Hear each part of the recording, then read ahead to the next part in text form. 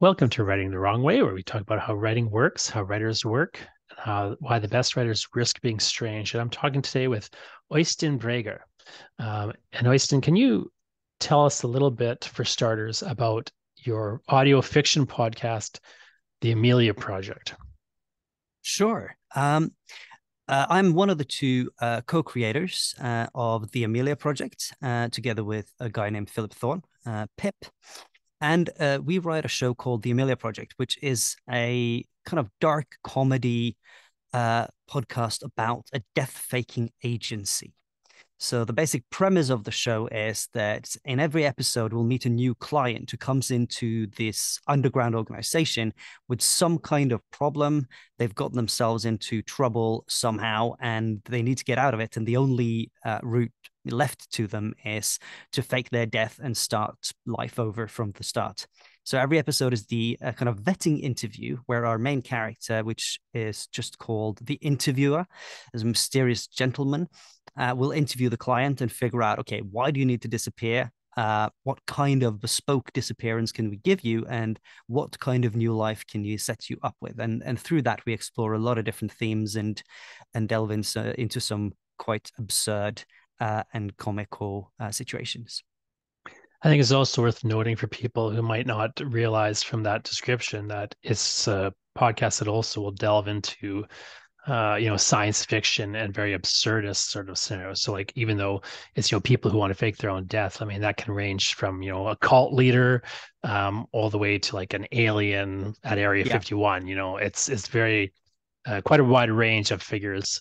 And what I like about the sort of core premise of that, in when I first heard about this core premise, one thing that really appealed to me about the core premise is it seems just so naturally to fit into the structure of a podcast. You're doing these interviews, so Mm. it really is, like an interview. And many, I mean, you produce it more fully, so it is like a kind of audio theatrical experience. And sometimes there's other characters involved, and you've got sound effects and all sorts of things. So it's a pretty produced Sure. podcast in that way. And as you say, it kind of, in a sense, it's more like listening to audio fiction in a kind of normative sense.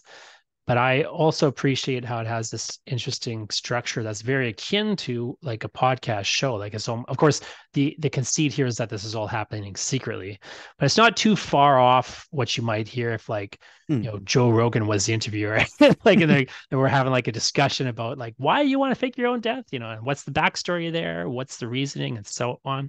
It's a very clever blend of that audio fiction format and the podcast format, uh, and centered around that kind of absurdist story premise.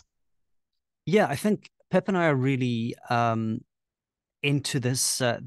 We really appreciate this thought that audio drama um, lends itself to dialogue.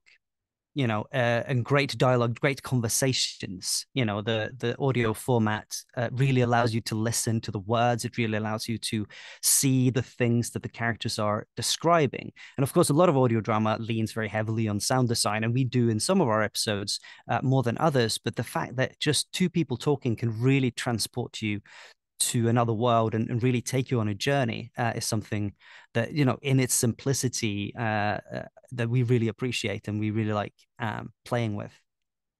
So can you talk a bit more about how that format for the show and that kind of basic premise, that idea developed, and a little bit about how maybe you come to work with your partner there? Yeah, I mean, I'll answer the second question first. Philip and I studied theatre directing together at Roast Bruford College in London. So that's where we met, and we started our company, Imploding Fictions, when we were in our final year of Roast Bruford.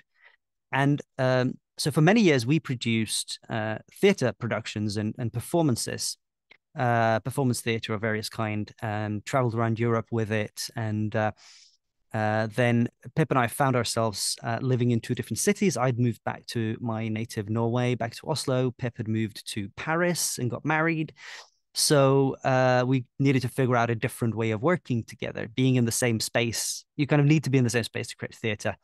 So we started figuring out, okay, how can we collaborate online and keep our creative collaboration going? And that's how we sort of stumbled upon audio drama. Um, and now we've kind of fallen very deeply in love with that medium.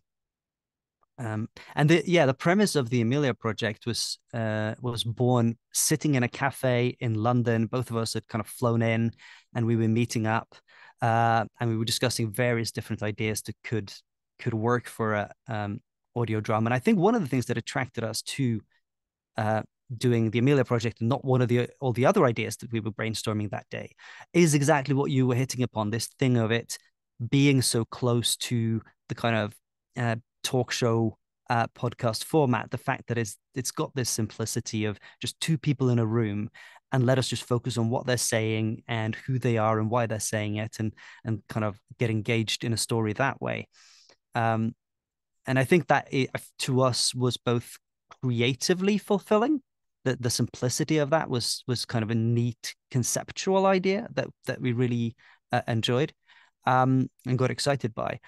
In addition to, of course, being easy to produce. A more fully fledged audio drama, as some of the other ideas were, would have been much more complicated to produce off the bat when we were kind of just starting out in this format. Now we've moved into, the show's developed and other characters and other storylines have kind of crept into it. So it's more complex now than it was then, but it was a great place to start. Can you talk a bit about the actual writing process that you have for an episode? I mean, I could imagine if I was writing this show with a partner, especially, one of the things that I would probably do is just come up with a character and start improvising, record that improvisation, and then start building a script off that. Now, that's just my sort of imagination of how I might do it. What's your actual process? Is it approximating that in any way? Do you do improvisation to get into that character, or do you just have a pretty straightforward typical process? Like, what does writing a show look like for you? I don't know what a typical way of doing it would look like. I really only know what Pip and I do. But it's a process of sending ideas back and forth. Most of the time, we will plan out, our season first. So we'll know what the kind of overarching kind of structure of the season is going to be. But within that, we've obviously still got all of these different individual clients and individual stories that just sort of span one episode. Each client comes in and leaves at the end of the episode, and that's the kind of complete journey, the complete arc of that one character. And so we'll just bat around ideas. I mean, Pip and I have got like a messenger thread, a WhatsApp thread, an email thread, and then phone calls, like going all at the same time with different ideas for different episodes, all at once. And we'll just kind of play around with, like, I think this could be a fun character. This is an inspiration I got from something I read in the paper. Wouldn't it be exciting if, and that's how it starts. And then at some point, one of us will kind of go, I think I want to give that particular idea a bash. Like, I think that's the thing that excites me the most right now. I'll sit down and give that a first draft. And then, yeah, we'll start working on it. Sometimes we'll be able to kind of work out a full kind of first draft and then send it to the other person to kind of give notes or do story editing, and it goes back and forth that way. Occasionally, and this is actually maybe one of the most fun experiences, is when when it's more difficult, when you get halfway through an episode, or you kind of got the beginning and the end, or you've got just bits and pieces here and there, and there's something about the idea, but it doesn't quite come out. And then I'll, if I'm in that situation, I'll send it to Pip and I'll be like, I'm stuck. Can you take over? And then he'll dive in, and then he'll write, some more bits and pieces, and then he'll send it back to me. And that process of really kind of just entering into each other's mind and kind of building on each other's ideas, is one of the most fulfilling experiences, I think. A lot of my audience is writers, and so I wonder if we could dive a little bit more fully into this collaborative writing process, because Sure. one thing I haven't really had too many people talk about is just the actual process of writing, not just oneself, but as part of a writing team, Mm. in that sort of way. And then I'm curious if you just talk a little bit more about just some of the just practical ways that you approach. So you've got all these different threads where you're discussing the ideas, for example. But then are you pretty much, sharing a document, are like what are some of the sort of practical ways that you're um, getting into that? Uh, you talked a little bit about it, but I just want him you could talk a bit Yeah, more sure. fully about what you do when things are going well or when there's a problem that arises. I mean, in kind of just simply practical terms, we share a Dropbox. Yeah, um, thing that we've got shared documents. We work in the same program, Fade In, so we can open the same documents. Um, so we will write in each other's documents, and we try to be quite strict with always if we cut a lot, if we go into an episode somebody else has written and we want to take stuff away that we don't think works, that we save that as a copy and then move forward with a new copy of that document, just in case the other person just goes, you know what, I really like that bit and I want it back in again, and I have a reason for it, and I can prove to you that it works and it's good. So we don't lose anything. So at the end of the day, even though we're working in the same document, there'll be multiple copies in a folder just called old drafts, and we can always go kind of back and pick things out. If there's like, actually that one line you wrote was really funny, I need to find that, we can go back and find it. So that's how it works sort of practically. um You and in mentioned, terms of, yeah, go sorry, ahead. you mentioned, just to dig into that just a little bit more. So you mentioned Fade In. Yeah. Do you lock pages in that at some point so that the other person's revisions are starred, or do you have any sort of process with how you use that particular software? Or are you just using it because you like screenwriting format? We basically just use it because we like the screenwriting format. So it's a process of just yeah, changing and revising. We don't really follow revisions, and I think, I don't know if it's necessary, at least in our writing process, because I think when you read the new draft, the important thing is to see what's there, not what used to be there, and to see what the other person has written and how it all flows together, and not what you thought about when you wrote the first draft that didn't work. So I think in order to kind of always move forward, just having the latest draft in front of you is actually the most useful for us, I find. Yeah, that's an interesting point of view. It reminds me of something I do. I mean, I also use Fade In for my screenwriting and stuff, but I'll do something in like when I'm writing a book, like a poetry book or short story collection or whatever. If I'm working on a novel draft or something where I'm in Word at a certain point, but I'm getting all my edits in Word as track changes. One of the things that I do as a sort of standard practice is I just accept all the changes without looking at them. Right. And then I start reading through the document. And if I notice something is weird and off, usually that's a change I probably shouldn't have accepted. But I like by default just accepting everything that the editor or the writing partner is giving back to me, and just as you say, deal with how it looks now. If maybe I'll undo something they did, but it's going to be a natural flow of what works or doesn't work here, rather than I want to preserve my little thing that I had before or what have you. I find it is a way to get out of that thought process. So it's interesting to me that you have sort of similar attitude or approach when you're working with a partner in that way. Yeah, because I think it is about always just moving forward, and it's about always just getting the feel for what's on the page. Does it flow? Does it work? Does it make sense? Is the kind of, does it have the emotional logic? Does each character's journey have the emotional logic that needs to be there? And I think the only way to really feel that is to read it every time, read it as the way you would. Um, I mean, both Pip and I are directors, so I think, and writers, but I think we read as directors and then go back, like we kind of change hats all the time. So I think I read as a director whenever I read something, even if it's an unfinished draft, because then I know what would I do with this moment, how would I make it work. That's the sort of analysis that's going on. And if something doesn't work, then if I stumble across something, then I know, okay, well, here's a moment where That directing point of view it's, is really important too, I think. And I think it's a useful tool for writers to think like directors in that way, because the script isn't the yeah. thing. The script is a blueprint. It's like a screenplay, an audio script in that same way. As you say, you're going to make the choices during the performance or during the direction, during the production. The audience doesn't see that script, and that's the thing that I find sticks uh, with writers too much when they're in these collaborative mediums. They'll often get hung up on how the words are going to sound. It's like, well, nobody's going to read those words. Even the actor, saying the dialogue might change that dialogue to make it flow a little better or fit or just drop it or whatever, depending on the situation, and they're often right to do so. And so it's easy, I think, to get hung up in that um, writerly mode of really fixating on exactly what words go where. At the same time, I wonder how you handle it when you and your partner have a disagreement about where this character or this story should go. Like, what's the sort of practical approach to resolving those issues?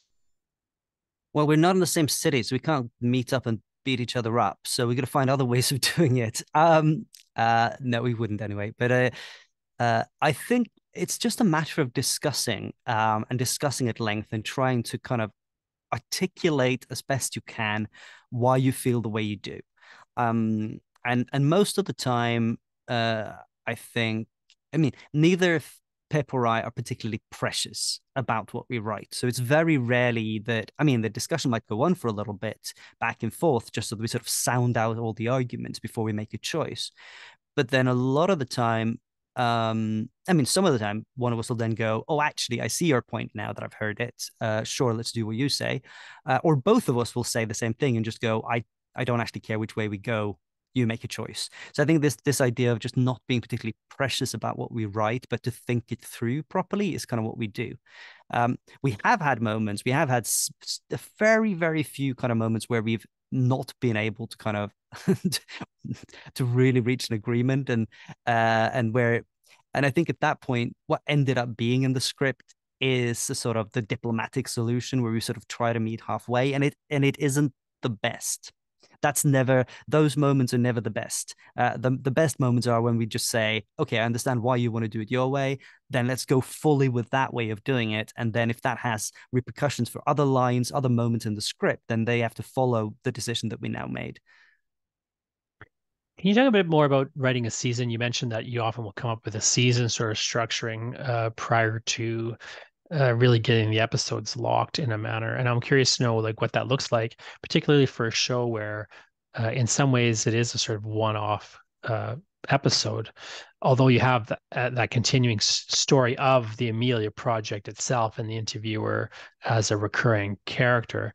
I mean, I'm curious to know sort of how you handle approaching a season or thinking about the season as a unit of story. Yeah, I thought a lot about this before our interview, actually, to try and kind of formulate what it is exactly that we do, and put words to it. Because I know what we do, but I'm not sure we've kind of formulated it before. Now the thing is, the show, as we spoke about, it starts in a very kind of procedural format: one episode, one interview, one client, move on to the next. Now, as the show progresses, more and more kind of overarching story, a serialized story kind of creeps in and starts kind of taking up as much space. After a few seasons, it takes up about as much space as the actual interviews, even though we never let that interview format go. That's the core of the show. There's also another longer arc, or several longer arcs that have been built in. So I think our approach actually to writing a season is quite different to how a lot of other series would approach their season, because uh, we start. I mean, we start in the first season with it being very procedural. Then in the very last episode of season one, there's a big reveal. Suddenly, there's a click. Somebody stopped the tape, and we hear two MI5 agents discussing the interview that we've just heard. And we suddenly realize, okay, everything we've heard up to now in season one has been tapes that are now in the hands of the MI5. So suddenly we've introduced new characters. We've introduced the framing device that then becomes the framing device for all of season two, which is every so often these MI5 agents will stop the tape and talk about what they've heard. We shift time. we think we're in the present in each interview in season one, but then suddenly the interviews are actually in the past on the tape in season two. So there's a lot that kind of shifts from season one to season two. It's a different mode of storytelling in a way. So even though the core idea is the same, we've changed mode. And then we do the same thing again when we move into season three, because at the end of season two, there's another cliffhanger. I'm just going to do all the plot spoilers here because your listeners are writers. They probably don't mind. But then these two MI5 agents call the Amelia Project and give them an ultimatum. Either we get all of your clients, all of your information, and let you go. You can go if you give us everything you know about every criminal that you've ever helped escape. Or we bust down your door and we arrest you. We're standing outside your offices. And the Amelia Project has got a choice. Do they trust the MI5 or do they think it's a bluff and that they're going to arrest them anyway? So season three, they decide it's probably a bluff. We need to run. So that sees the Amelia Project on the run. Now, being on the run while still doing interviews, now that's a completely different mode of storytelling. Again, suddenly it's a kind of action film format that's sort of blended into this idea of just the two people in a room interview thing. So that those two things sort of mash together and create a new mode of storytelling again. And I think actually, because our show is about storytelling, uh, uh, I think we really love this idea of finding different ways in each season of telling story. And it seems entirely logical to us that it needs to progress the way it does. But compared to a lot of other shows that you see on TV, for example, and also in audio drama, where it's the same core cast, they're just in a slightly different situation from season to season, we like shifting the way in which we tell the story from season to season, building on the premise that we've already got, but also saying, hey, we can do something new with these characters and the way that their story is being told. Um, let's just pause for a second so I can just define a few things for people who maybe aren't as familiar with some of the terms that you and I are kind of talking about here. So just really quickly for people listening, when he's talking about a series or a serial is a show that has continuing storyline, where if you aired the episodes out of order, they wouldn't make sense. Whereas a series purely is, a show where if you air the episodes out of order, like if you listen to episode 5, then episode 2, then episode 7, it just still is fine and makes sense because they're self-contained. And then when he mentions procedural, that's a certain type of show. Usually it's a series show where every episode has a really particular format. Often it's kind of like, the crime of the week. You see the murder, then they start solving the murder, and the characters are going through a particular procedure, like, a crime investigation is the normal example. In this case, it's like an interview format. And you've got that kind of, again, that sort of way that the show is progressing is sort of formula. And the way that, the characters are doing things is sort of formulaic in terms of the nature of their job, although like each episode can be very different. So just to kind of make sure people are clear on the terms you're talking about. Now, what, Øystein saying here for people listening is, here's a show that really begins with more of the normal series procedural format, really kind of pure in the sense that theoretically you could be listing these things out of order and it all makes perfect sense. And they are self-contained. You can just dive into like a random one and it's a full story. But you've added progressively, it sounds like, these serial elements, this continuing storyline aspect that is getting more and more deep and developed, while it's still, something that people could theoretically just jump in. So often that's people see this happening more on television than they used to, where there's these serial elements that start to creep into an otherwise pure series.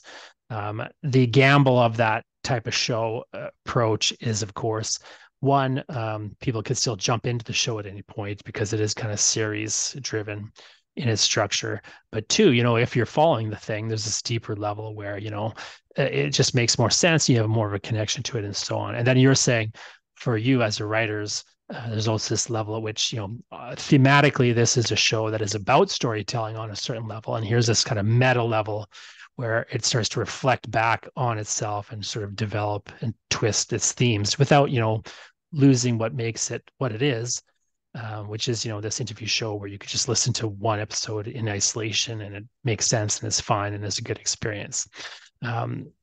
So what I'm curious about with all of sort of how that show is developing and how you're kind of handling all that is, um, where did you kind of develop the skills to really pull off something complicated like this? Because could you talk a bit more about some of the projects you have done together with Imploding Fictions before you got to this point? Because this is actually, I know it sounds, I just broke it down really fast there, but this is a lot of complicated things that you're doing, Yeah. especially, and if somebody doesn't know a lot about screenwriting or script writing, if you know if they're out there listening, they may not know exactly like how difficult what you're talking about is. Yeah, and it's not necessarily an approach that I would recommend people doing when they start out. But I mean, it's the first, long form thing that Pip and I have produced. So of course, we're also finding our feet with it, and we've been learning as we've gone along writing this show. But the fact that we started with this sort of, like I said, procedural format, the interview each time, and then very gradually and very slowly brought in these longer stories meant that we could, I think, hone our skills as we were writing. And then, of course, we were working on other kind of side writing projects and things along the way to kind of to also keep developing as writers. Um, but yeah, as you said, we've have worked together for years. You know, Pip and I have worked together since we started our company in 2007, and we've done a lot theater shows. And so I think, and you know, a lot of them have been based on new writing. You know, we've collaborated with writers, other writers who've written shows for us. So the idea of kind of developing something from scratch and to have a very strong kind of conceptual idea before you head into a project that frames what you're trying to do has always been at the core of what Pip and I are interested in. So one example is to show the predictions that we did in 2014. So the core concept that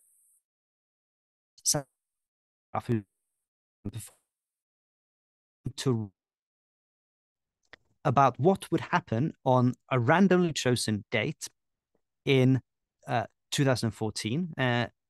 And he started exactly 1 year before that date. And every day he was going to write one prediction about what will happen on this particular date. And he sent us the predictions that he'd written, like we were kind of asking him to be Nostradamus for this particular date. And after he'd sent us the text, he wasn't allowed to look at it again. So, of course, a year goes by, we have 365 predictions. And on the date that we've set, Sami flew into Oslo and went on stage in a theater that we had booked to read all of his predictions out loud, one by one, 365 of them. So that's the core concept of that show, is a very kind of strict idea of how the writing is going to happen, what the kind of end product is. It's a very kind of limited and constrained idea, and which is what, you know, excites us to, you know, what inside of these really strict limits, what can come out of that. Then what Philip and I did as directors, we directed a show that would happen around him. We directed an event that Sami knew nothing about, where we'd gone through all of these predictions, all of these texts, and said, which things in these texts can we make happen? Which things where can we make the opposite happen so his prediction doesn't come true? And of course, some of his predictions were much more kind of poetic. I mean, there were predictions in there about the ghost of Elvis, and there was little we could do about the ghost of Elvis returning. But then there were other predictions that said that he would leave the theater at one point and go cut off a finger of a famous statue in Oslo. Now, of course, we can have him, you know, leave the theater and come back with something that seems to be the finger of the statue. So we would give him, and Sami knew nothing about this, so he would be given kind of instructions during the show about what to do and how to act. And we would, other actors would come on stage, we'd bring on costumes for him, there were lighting changes, there was all sorts of things happening around him that were born out of the things that he'd written, but he had absolutely no idea they would happen when he went on stage. So that went on for, I think the show lasted for about 4.5 hours. And I think, yeah, so that idea of kind of having a very strict format, but then doing something that's very much kind of rebelling against the norm. The norm is that the actor knows what's going to happen when they go on stage. The actor knew nothing. The show happened to him. The norm is the actor learns the lines before they go on stage. Well, he'd forgotten what he wrote 365 days ago. So we break all of these different kind of norms and challenge them, whilst at the same time have a very kind of rigid directorial concept. I love that predictions idea. I wrote a book years ago called Clockfire, which is my most popular book, and the idea of Clockfire is plays that are impossible to produce. So each one is kind of a Fluxus like happening description, and it was very much the writing of it was very much that kind of process of like, okay, well, what normally happens in the theater? Well, normally the actor knows what's going to happen. Well, in this case, let's make the actor not know what's going to happen. I had, Yeah. well, normally the audience, the title Clockfire comes from the title play, which is the audience, the curtain parts, the curtain rises, and there's just a clock on stage that's telling you the correct time. The audience is looking at the clock while the actors sneak outside and set the theater on fire. And so that's the play, is the audience is burning alive, watching their last moments tick away. And I thought, of course, you could, in fact, enact that play. No one would, but you could produce that play. It's not technically impossible. And then I started to get into like, well, what if you stabbed each member of the audience one by one? At what point would they think it was still a play? And at what point would they think these are all Yeah. actors that are planted? At some point it tips over, and that tipping point is sort of where the play ends. And then there's also these ways you could break the laws of physics. One of the plays is you go back before life on Earth arises and you prevent it from arising. So of course, how do you enact that play? But it was very much that kind of thought process of like trying to turn the machinations of the theater inside out in this way. I'm curious to know, like obviously you're not doing everything with that kind of approach, but to what degree have you brought that ethos of trying to deconstruct or alter the kind of standard way of doing things into the Amelia Project? Well, I think first of all, like I said, each season brings with it a new way of telling the story. And I think so that's the first thing that we do is kind of looking at our own format and going, well, let's deconstruct what we're doing. Let's set ourselves a new challenge with the next season. Secondly, I think within particular episodes, we can go much more in sort of detail in really challenging the audio format. So there are obviously things that you quote unquote can't or shouldn't do in an audio play. Rules of thumb like you should not have 15 characters in a scene that you've never met before. Nobody will know who they are, what they're talking about. It is going to be confusing, so nobody does it. So we thought, okay, well, let's do it. So in one of our episodes, the client or clients are the Royal Shakespeare Company. So the entire Royal Shakespeare Company comes into the interviewer's office and in fact, speak using only quotes from Shakespeare. So we have 15 characters in a room. Nobody knows who they are. Well, they kind of do because, Polonius and Gertrude, some of our listeners will be familiar names, but it's still kind of a thing you're not supposed to do. And we wanted to see, well, can it be done? Can we pull it off? Can it still be a fun and engaging episode? A different example is our episode that's called Pretzel. Another thing you can't do or shouldn't do in audio drama is a kind of in and out of doors type farce. That style of comedy where people are kind of running in and out of doors and hiding in cupboards and getting confused. People are hiding and they're confused. Identities are being mixed up and all of that stuff. That's not something that you do in audio because if you've got too many characters and too many doors in and out and too many scenes, it gets confusing. How are you going to keep track of who's where if you haven't got the visual medium? So we thought, okay, well, let's try. Let's see if we can do it. Let's see if it does if it is possible. So I think that those are the ways, those are the things that we look for. Not in every episode, but every so often, we're going to do an episode that goes, let's try this thing that people says you shouldn't do and just see if we can kind of crack that puzzle, as it were. I love that idea. The Shakespeare one really appeals to me. I once read a short story where this character is trying to get fired. And one of the things he does to try and get fired is he just starts, all he does is he will only speak in Shakespeare quotes. of course, but one of the frustrations he has is half of the conversation people don't realize that because of course people are always quoting Shakespeare without realizing it. And it just sounds like normal, talk for us at least a certain period of the time. So you talk a bit about the crowdfunding approach, like how you've used crowdfunding to grow the show, and sort of how and that kind of audience interaction that, of course, is so important in the theater, and especially online where we have this kind of world where we can get at the audience more directly. We can have the audience again respond to us more directly than historically has been possible. I'm curious to know a little bit about just the logistics of how you and your audience interact, and again, just practicalities of how you've used crowdfunding. Yeah, our main source of income, and our one of the most important platforms for kind of engaging with our fans is Patreon, patreon.com. So for those who don't know about it, it's a platform where artists of any kind really can put out what they create, and then their patrons will support them with either a monthly donation or a donation per artwork that you put out. So musicians use it, painters use it, digital artists, all sorts of different artists use it. And so our patrons will pay a sum that they choose on one of our kind of tiers of being a patron for each episode that we put out. And it's been an incredibly important. I mean, it is the main way we fund the show, in addition to ad sales. But it's also a really important place to engage with our audience, um, and it's been a hugely successful for us. I know a lot of audio drama creators use Patreon, but I think we've done things quite differently to a lot of other people.